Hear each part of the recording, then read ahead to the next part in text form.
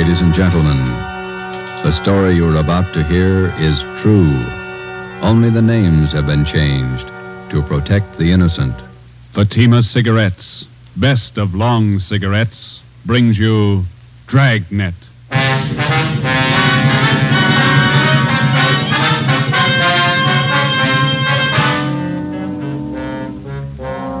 You're a detective sergeant.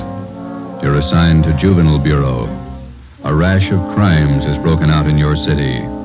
Suspicion points to an organized gang of juveniles. Your job, stop them. If you want a long cigarette, smoke the best of long cigarettes. Smoke Fatima. It's the long cigarette that contains an essential ingredient of all the very popular cigarettes, Turkish tobacco. That's why you see the Turkish symbols on the attractive gold and yellow Fatima package. That's why Fatima has a much different, much better flavor and aroma than any other long cigarette. That's why Fatima doubles and redoubles its smokers. Yes, if you want a long cigarette, smoke the best of long cigarettes. Smoke Fatima. Dragnet, the documented drama of an actual crime. For the next 30 minutes, in cooperation with the Los Angeles Police Department, you will travel step by step on the side of the law through an actual case from official police files. From beginning to end, from crime to punishment, Dragnet is the story of your police force in action. It was Sunday, March 27th. It was windy in Los Angeles. We were working the night watch out of Georgia Street Juvenile Bureau. My partner's Ben Romero. The boss is Ed Backstrand, chief of detectives. My name's Friday. I was on the way up from the Juvenile Bureau, and it was 11:25 p.m. when I got to the receiving hospital, room 5, the treatment room. Everything happens on Sunday nights, huh, Joe? Yeah. How's the kid making out, Doc? The one arm is cut up badly. Nothing fatal, though. How'd it happen? That's what I'd like to find out. Can I talk to him? If you want, don't press him, though. He's had a bad shock. All right.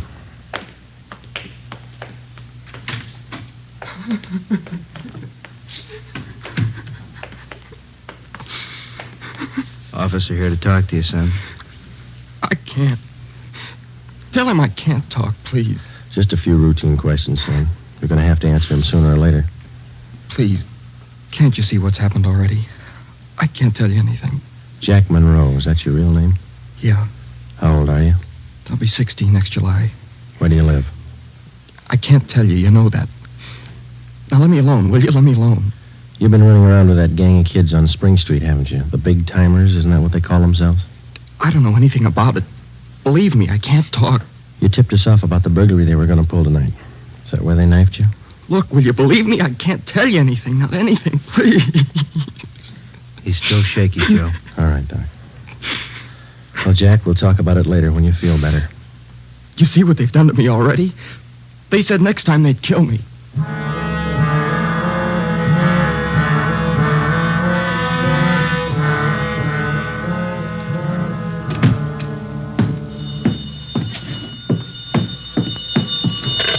Juvenile Bureau, Friday. Yeah, okay, Fred. Goodbye. How'd you make out, Joe? Not very good, Ben. Captain Bowling come in yet? You checked in while you were gone. Wants to see us. Okay. The kid tell you who knifed him? No, I scared him good. He wouldn't tell me a thing. You get a line on the boy's parents, Friday? I got a hold of his father. He's on his way in. How's the boy? Bad knife wounds. Nothing fatal. You know the boy? Not till this afternoon, Captain. He tipped us off about a burglary a gang of young kids were supposed to pull tonight. Did it go through? No, but 2 hours ago, this Monroe kid was found in a vacant lot down on Olympic, cut up pretty bad. The gang must have pegged him. How long is it going to take you to break that up? Well, we're just starting to get a line on him, Bob. Must be nearly 100 in that gang. And every one of them working hard. Take a look at that pin map over here. This spot here, look at it. All the jobs pulled during the last month, huh? The last 5 weeks, up to date. Red tabs for burglary, must be more than 100. The robberies, green pens, count them, at least 50. And there's 5 more orange ones I added for the weekend, auto thefts.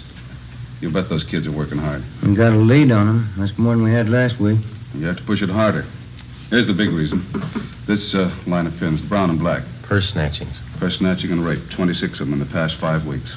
They're pretty well concentrated in one area here. That's right. Now, what's the lead you're working on? Right there on the pin map, Captain. Well, these 2 blocks here, Bob, where Franco Alley intersects Spring Street. Well, what about it? Well, it's the only clear area for a dozen blocks around. There's not a colored pin on it, you see? Yeah. Now, all the rest of the pins, the robberies, burglaries, attacks, they all seem to branch out from this same spot right here in definite patterns. Franco Alley and Spring Street. You figure that's the focal point for the gang? Well, it's got all the marks. For instance? Well, we've been checking that neighborhood for a week. We got it narrowed down to one place. Right on the corner of Franco and Spring. What is it? It's a soda fountain. It's pretty typical. Only it stays open all night, and it gets a pretty good play from kids. It's a regular hangout, Captain. Pretty tough youngsters. None of them over 18. Who runs the place? Guy named Eddie Ramsey, small-time con man. Had a run-in with him when we worked bunco detail. I remember the name. Smart mouth. Tried to give us trouble when we talked to some kids in there last night. He's got a place set up for him in the back of the store, kind of a club room. It sounds like a good lead. What are you doing about it? Well, just a minute. Captain Bowling. Yeah? Who? Yeah, we'll be right down. The Monroe kid, his father's downstairs, cursing every one of us. What's his problem? Can't understand how his boy got into trouble. Come on, Ben, let's tell him.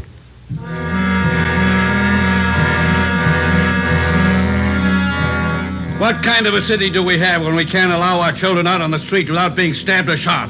What's our great police force doing when this is going on? I'd like an answer if you got one. I demand an answer. We got an answer for you, Mr. Monroe. Will you sit down? My boy's lying in there in that hospital bed, cut to pieces. What did you do to prevent it? Tell me. You tell us, Mr. Monroe, what'd you do to prevent it? I'm no cop. That's your job. I pay my taxes and I help pay your salary. We look out for your kids, but we don't raise them. That's You your talking job. about? Just a minute, Mr. Monroe. Answer me this. How old is your son, Jack? He's 16, I think. Why? You know what he does with his spare time? Where he spends his nights? Of course I do. He's at home. Some nights he goes to the library. Then you don't know much about your son, Mr. Monroe. For the past month, 4 nights out of 5, he's been hanging around with a gang down at a soda fountain on Spring Street. He's down there as late as 2 a.m. He says he goes to the library. How do I know? I'm a busy man. Did you know that your son is mixed up with that gang? He's not mixed up with a gang. A bunch of small-time thieves, but they're growing. They started with purse snatching, breaking in parked cars, burglarizing candy stores. You don't know what you're talking about. Wait a minute, please. And then they took up robbery, stealing cars, beating up girls, women, attacking them. You're crazy. Jack's not that kind. He's part of that gang, and right now we hold all of them responsible. My boy wouldn't do anything like that. He's a member of that gang, he told us. They're the ones that knifed him tonight. That's a lie. Jack's not mixed up with anything like that. You believe anything you want, Mr. Monroe. We're going to protect your boy as much as we can, but don't expect us to raise him for you. Now, you better take a free piece of advice. You keep your advice. Jack's not in this. You can't prove he is. We're not out to prove anything right now. But you catch up with that boy of yours. Keep him off the streets before it's too late. Are you threatening me? No, sir, advising you. Next time we might meet at the morgue. 1 a.m. Monday, March 28th. A detail of 50 officers from Juvenile Bureau and Metropolitan Division were deployed for 16 blocks along Figueroa Street. At 5 minutes past 1, they started to move south over an appointed area. In the space of half an hour, 18 young kids, none of them over 17 years old, were picked up off the streets and brought to the second floor at 1335 Georgia Street, the Juvenile Bureau. 4 of the youngsters were girls. At 1:45 a.m., Ben and I checked the soda fountain on the corner of Franco Alley and Spring Street.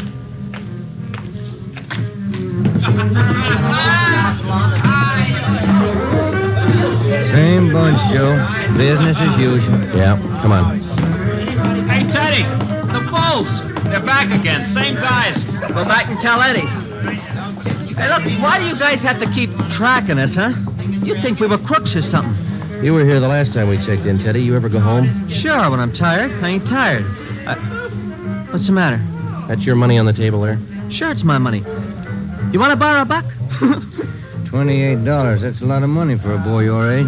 You keep pretty late hours, son. You have to go to school in the morning? Maybe. I can sit here, can't I? It's free country. I'm drinking coffee. You gonna make me on that? You've been drinking more than coffee. Where's your driver's license? Every time the same thing. There. March 10th, 1933, 16 years old. They giving you trouble, Ted? Eddie's on his way out. What's your name? Jones. Clyde Jones. Huh, Ted? Sure. He's got money, too. Rich family. You can save the smart talk, boys. Any of your pals in the back room? What's the trouble now, Sergeant? How many times a week do we get a checkup? Go ahead, Eddie. Read them off. We told you the last time, Ramsey. Clean up your place here or we'll ride your back till you do. I told you the last time, Sergeant, there's nothing wrong with my place. It's almost 2 o'clock in the morning. You got a dozen underage kids hanging around here doing nothing. Some of them have been drinking. Schoolboys. Better to have 'em in here than hanging around outside in the street. I keep an eye on 'em. You're not the guardian, Ramsey. This time of night, they've got no business in here or on the street alone. That's your opinion, huh? That's the law, Ramsey. Now, either you shut down that back room and keep these kids out of here late at night, or we'll go after your license. You don't scare me, Sergeant. You can't prove a thing. A couple of these kids have juvenile records. They're on probation. We can tag you for contributing. You still don't scare me. Now, why don't you leave the kids alone? That's right, Eddie. Read them off. Ben, get Benson and Bell. Roger. If you won't clean up your place, Ramsey, we'll do it for you. Yeah? What are you gonna do? We're pulling these boys in, all of them.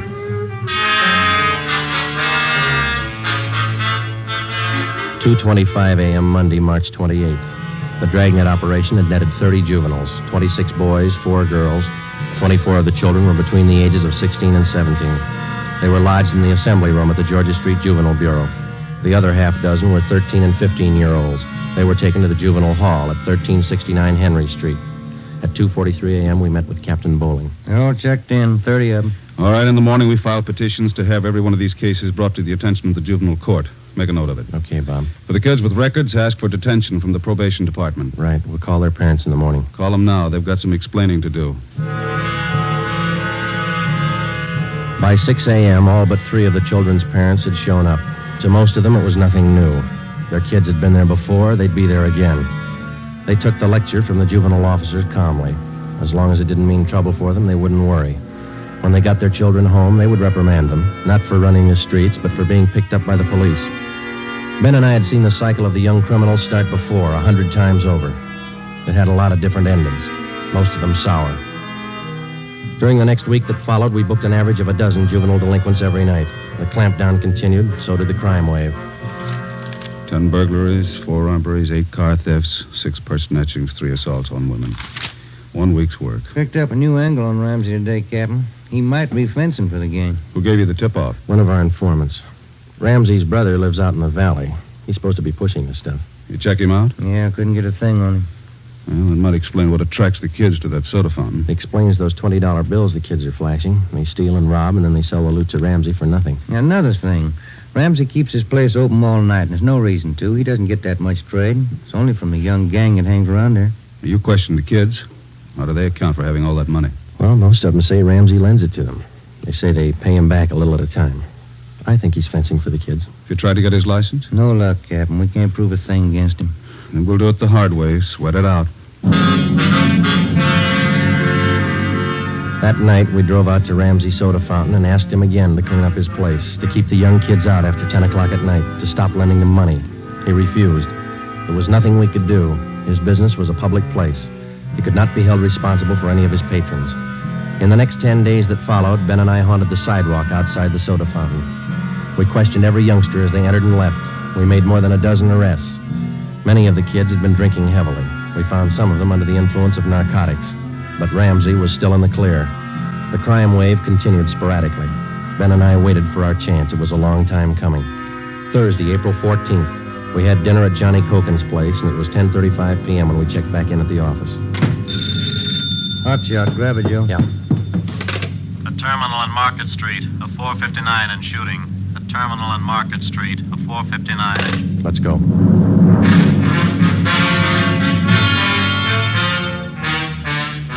He was approximately 5 feet 4 inches tall, 125 pounds, brown hair, brown eyes, slight build, fair complexion. He was wearing blue jeans and a corduroy jacket. We found him between a row of packing cases at the rear of the warehouse at Terminal and Market Streets. There was a single bullet hole in his forehead just above the left eye. There was a .38 revolver near his right hand. The watchman told us how it happened. He broke in the back of the warehouse, Sergeant. He wanted to shoot it out with me. Here's his ID card. Fell out of his pocket. Teddy Cameron, age 15. Dear God. A kid. I didn't know, Sergeant. He didn't either. He thought he was grown up.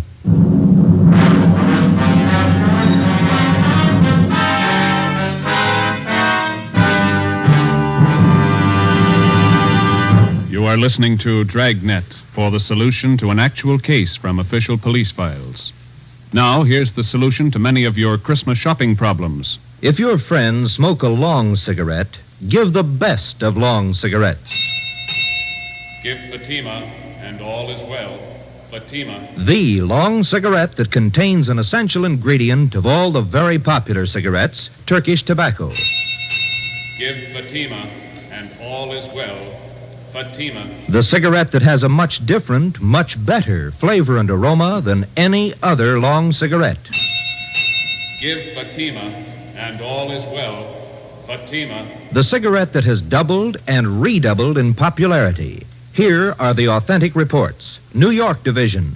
Fatima sales up 132%. Chicago Division. Fatima sales up 453%. Los Angeles Division. Fatima sales up 545%. More and more smokers agree Fatima is the best of long cigarettes. So enjoy Fatima yourself and give Fatima for Christmas in the attractive golden yellow carton.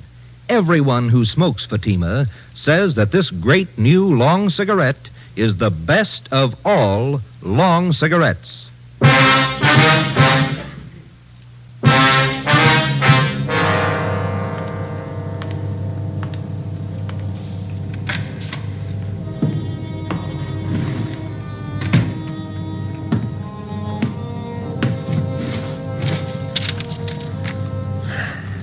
Los Angeles Police Department, Form 311, dead body report.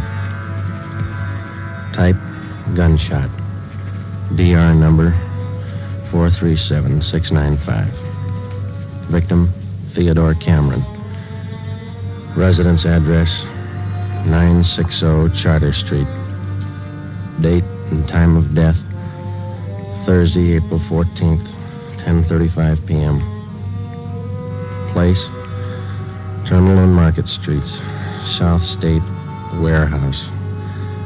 Cause of death, gunshot. Motive or reason, attempted burglary. Time discovered, 10:40 p.m. Removed to County Morgue. Discovered by Carl Hyba, night watchman. Identified by Barbara Cameron, sister. Description of victim, male, Caucasian, age 15, height, weight, so-and-so, occupation, student, descent, English, and was a witness, signed Joe Friday, serial number 2288, age 15.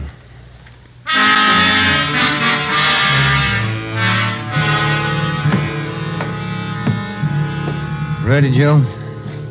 And Cameron boy's sister, she's waiting in the next room. Yeah, let's go. She taking it hard? Yeah. Morning, Miss Cameron. Good morning. We won't keep you long, just a few routine questions. Yes, all right. Miss Cameron, how many are there in your family? There were three of us. Teddy, Mike, and me. Mother and father are dead. I work. Teddy and Mike go to school. Mike does. How old is your brother Mike, Miss Cameron? He's 14. You're the sole support of your two brothers. Yes. Do you have any idea who the boys were your brother Ted used to run around with? I don't know them by name. I remember seeing a couple of them once or twice. Mike would know, I think. He and Ted were pretty close, brothers. Do you know if Ted mixed with a gang of kids down on Spring Street? Maybe Mike would know that. Sergeant Teddy wasn't a bad boy. He wasn't a bum. None of us are. I tried to raise the boys like Ma told me. It wasn't easy. We made out. Yes, I understand, Miss Cameron. My salary didn't have too much, but we got by. Yeah. I figured on getting married. I'm 31. It'd be good for the boys, especially Teddy. He's dead, isn't he? Yeah. I couldn't be in two places at once. Hold a job and watch the kids. But that's why I thought maybe a husband. I'm sorry to press, Miss Cameron. Do you think your brother Mike can tell us about that Spring Street gang? Well, Mike could know. Where can we find him? Staying at a friend's house. I got the address in my bag. Here. That's 2514. I don't write numbers too well. Thank you, Miss Cameron. You've been very helpful. I'll get somebody to drive you home. Oh, do I have to go? Would it be all right if I just sit here for a while? That's all right. I'm tired. Real tired. 2514 West Serrano Street. That was the address Barbara Cameron had given us. It was the home of Mr. and Mrs. Jean Brewer, high school friends of the dead boy's sister. We talked to Mike Cameron. He told us that his brother Teddy had been running around with a gang down on Spring Street. He identified Ramsey Soda Fountain as the hangout. It was 2:25 p.m. when we got back to Georgia Street Juvenile Bureau. I got it. Juvenile Bureau, Romero. Yeah, hold on, I'll call him. You, Joe. Thanks. Friday. Joe, this is Canfield in burglary. Yeah, Homer. You're working that Cameron case, aren't you? Yeah? I just got a report on one you might be interested in, out of the same neighborhood. Distillery prowl. What do you got on it? Looks like a juvenile M.O. They got away with 7 cases of Scotch whiskey. Expensive stuff. Okay, we'll hop on it. Bubeck Warehouse, Crocker at 7th. Miss Elizabeth Rice was the auditor in charge at the Bubeck Warehouse. We located her on the mezzanine office row. It was her job to keep a running inventory on all incoming and outgoing liquor stock. She knew her job well. As you know, Sergeant Friday, each and every bottle of distilled spirits carries a United States Internal Revenue stamp. Yes, ma'am. Each stamp carries a serial number together with the name of the firm to whom the stamps are issued. Well, Miss Rice, in the stuff that's missing, the stamp on each bottle carries the case number. Is that right? That's right. Now, what did I tell you? Oh, yes, I have it right here. 7 cases of high-grade blended Scotch whiskey. Now, I have a bottle identical to those in the missing cases. Yes, I see. Now, if you'll just look here, Yes, ma'am. the number on this stamp here, 368-227-9956, followed by the firm name. Could you give us the numbers of the stolen cases? Now, I have them typed out for you right here. 7 cases, 12 bottles to the case, Canada Dry Incorporated, 4 of the red label and 3 of the black label, Johnny Walker. All right, thank you very much, Miss Rice. And you think that this might be a juvenile case, Sergeant? Yes, ma'am, we do. 7 cases, that's close to $600, isn't it? We've lost a great deal more than that, Sergeant. The insurance company makes up for the liquor loss. Yes, ma'am. Those youngsters, who makes up for them? Ben and I left the Bubeck Warehouse with a list of serial numbers of the 7 cases of stolen liquor. We headed back for the Juvenile Bureau. We figured that there was a strong possibility that the Spring Street gang was responsible for the warehouse liquor theft. How were they disposing of the stolen property? That was the key question we had to answer. Ben and I had a hunch and a tip from an informant that the young gang was operating under the guidance of a fence, a man or woman whose job it is to dispose of stolen property. The gang members were close to Ramsey at the soda fountain. Ramsey was the logical suspect. All right, now suppose they did steal the liquor. Suppose Ramsey's a fence. What's he done with the stuff? I don't think he's turned it this fast, if he's turned it at all. He wouldn't keep it at the soda fountain, no liquor license. And we've been around too much. He wouldn't keep it in his house. He lives in the rear of the fountain. It's too hot. Only leaves one other location that we know about. His brother's place in the valley. It was 5 minutes to 10 when we turned left off Ventura Boulevard onto Sepulveda. Ramsey's brother had a small farm about a mile and a half off the highway. It was a modest white frame house planted squarely in the center of an acre of ground. An unpaved driveway led off to the left of the house to the garage. Pull up here, huh? Yeah, okay. Yeah, it looks kind of quiet, no lights. Let's go.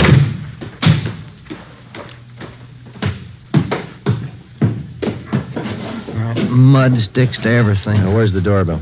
Oh, here it is. You got your flashlight? Yeah, what? Here's a note somebody left. Oh, it's on the bum again. Here, I'll strike a match. Okay. Can you hold it a little closer? Can you read it? Yeah. Harry, wife and I have gone to the drive-in theater. Before you put the truck away, get 3... Can you hold that match closer? Oh, now, wait a minute. Yeah. Get 3 cases out of the garage and take them into town. Ed is waiting.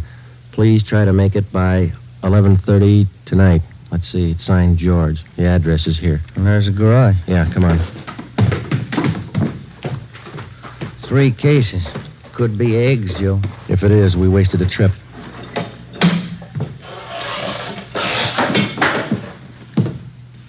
Oh, I'm out of matches, Joe. All right, here, use mine. What was that? Checking. Come on.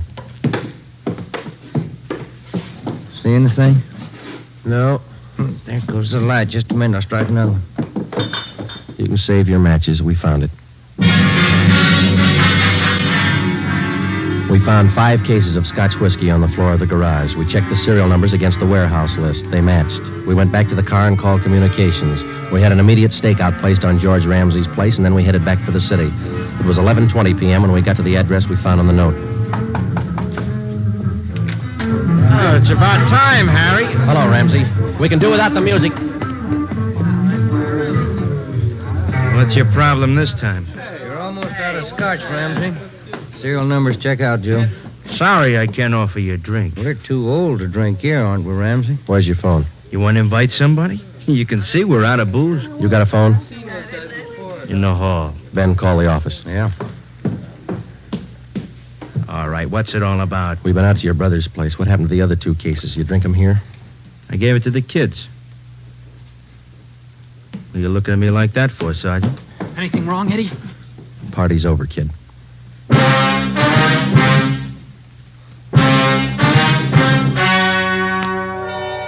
The story you have just heard was true.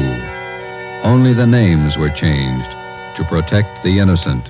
On June 5th, 1949, trial was held in Superior Court, Department 74, City and County of Los Angeles, State of California. In a moment, the results of that trial. Earlier tonight, you heard the reports of amazing increases in Fatima smokers from New York to Los Angeles. Yes, all over the country, Fatima is doubling and redoubling its sales. And here's reason 1. Fatima is the long cigarette that contains an essential ingredient of all the very popular cigarettes, Turkish tobacco. Reason 2. Fatima has a much different, much better flavor and aroma than any other long cigarette. Reason 3. To millions of smokers, the name Fatima has always stood for the best in cigarette quality. Smoke Fatima, the best of all long cigarettes.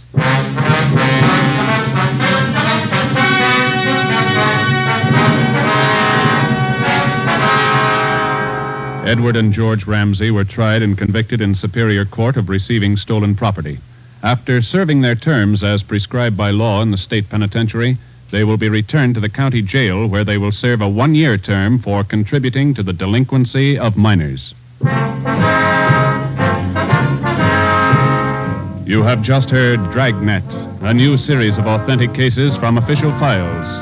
Technical advice for Dragnet comes from the Office of Acting Chief of Police, W.A. Wharton, Los Angeles Police Department. Honoring the city of Greenwich, state of Connecticut, and the men who make up the Greenwich Police Department, another of America's great law enforcement agencies. One of these men, Chief John M. Gleason, FBI National Police Academy graduate, who dedicates his life to making yours more secure. Fatima Cigarettes, the best of long cigarettes, has brought you Dragnet from Los Angeles.